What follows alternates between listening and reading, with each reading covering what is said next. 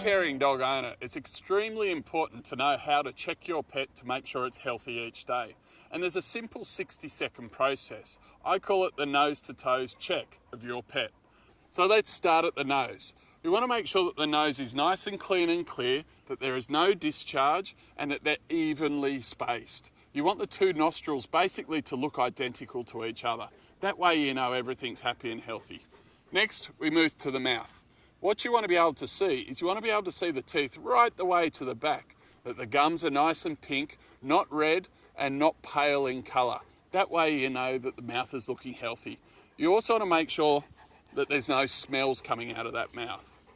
Onto the eyes. The eyes should be nice and clean and clear, no discharge associated with it.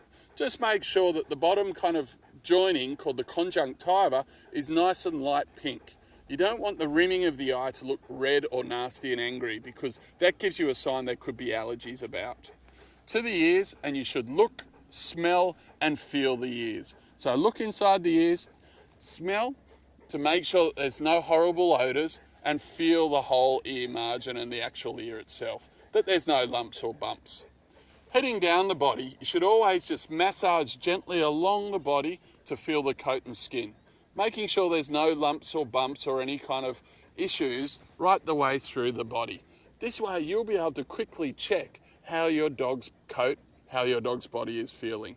When you're running along the side of the body, just feel the ribs too to make sure that we're not over or underweight.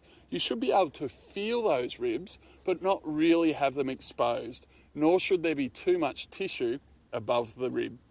Just a simple feel like that. As we head to the back of the body, you need to do two things. One is check under the tail, just to make sure it's nice and clean and clear, that there's no kind of discharge and no kind of ugliness around the tail.